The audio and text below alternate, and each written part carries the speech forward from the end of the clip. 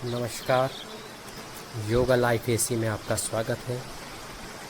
अगर आपने अभी तक हमारे चैनल को सब्सक्राइब नहीं किया है तो कृपया लाल बटन दबाकर उसे सब्सक्राइब करें और बेल आइकन दबाना ना भूलें ताकि हर वीडियो और जानकारी सबसे पहले आप तक पहुंच सके। धन्यवाद। श्रीमद् भागवत गीता 14वां अध्याय। श्री भगवान बोले, ज्ञानों में भी अति उत्तम उस परम ज्ञान को मैं फिर कहूँगा जिसको जानकर सब मुनिजन इस संसार से मुक्त होकर परम सिद्धि को प्राप्त हो गए हैं। इस ज्ञान को आश्रय करके अर्थात धारण करके मेरे स्वरूप को प्राप्त हुए पुरुष सृष्टि के आदि में पुनः उत्पन्न नहीं होते और प्रलय काल में भी व्याकुल नहीं होते।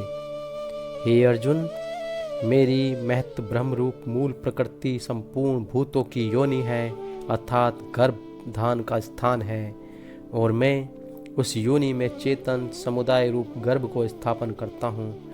उस जड़ चेतन के संयोग से सब भूतों की उत्पत्ति होती है।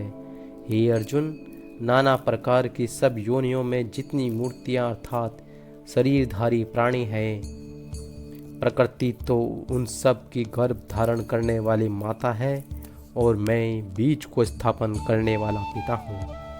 हे अर्जुन, सत्वगुण रजोगुण और तमोगुण से ये प्रकृति से उत्पन्न तीनों गुण अविनाशी जीवात्मा को शरीर में बांधते हैं। हे निष्पाप, उन तीनों गुणों में सत्वगुण तो निर्मल होने के कारण प्रकाश करने वाला और विकार रहित है। वह सुख के संबंध से और ज्ञान के संबंध से अर्थात उसके अभिमान से बांधता है।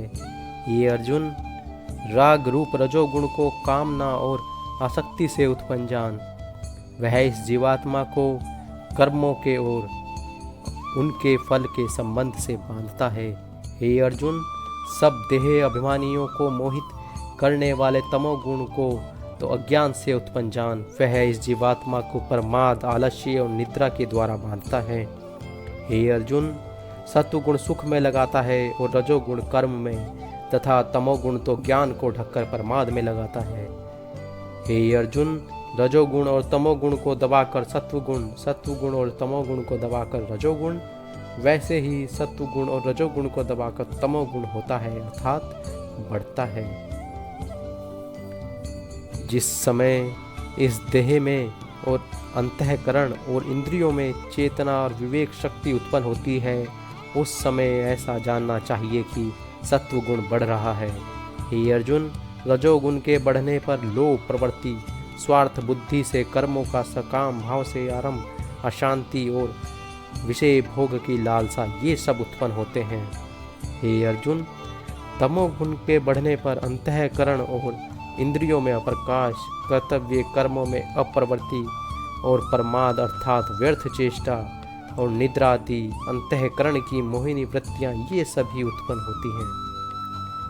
जब यह मनुष्य सत्व गुण की वृद्धि में मृत्यु को प्राप्त होता है, तब तो उत्तम कर्म करने वाले के निर्मल दिव्य स्वर्ग आदि लोकों को प्राप्त होता है।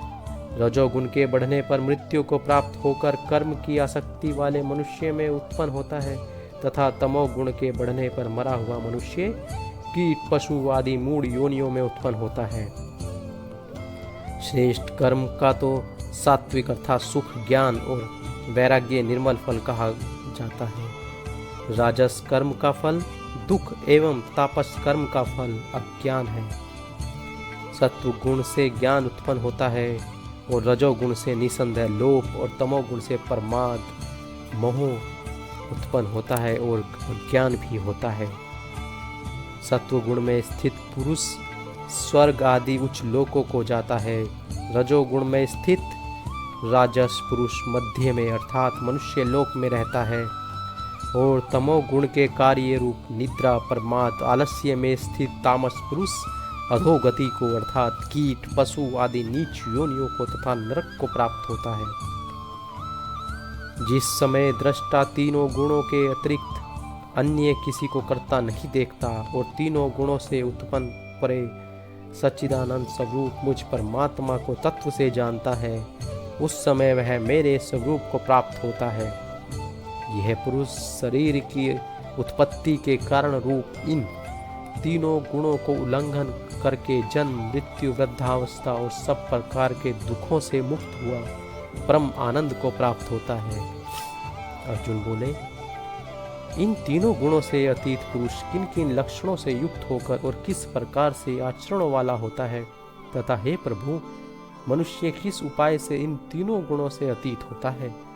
श्री भगवान बोले, हे अर्जुन, जो पुरुष सत्व गुण के कार्य रूप प्रकाश को और रजोगुण के कार्य रूप प्रवृत्ति को तथा तमोगुण के कार्य रूप मोह को भी न तो प्रवृत्त होने पर उनमें द्वेष करता है और न ही निवृत्त होने पर आकांक्षा करता है, जो साक्षी के सदृश स्थित हुआ गुणों के द्वारा विचलित नहीं किया जा सकता और गुण ही गुण में बरतते हैं, ऐसा समझता हुआ जो सच्चिदानंद परमात्मा में एक ही भाव से स्थित रहता है एवं उस स्थिति से कभी विचलित नहीं होता, जो निरंतर आत्म भाव में स्थित दुख सुख को समान समझने वाला, मिट्टी पत्थर और स्वर्ण में समान भाव वाला, ज्ञानी प्रिय तथा अप्रिय को एक समान मानने वाला और अपनी निंदा स्तुति में भी समान भाव वाला है, जो मान अपमान में सम है, मित्र और वैरी में पक्ष में भी सम है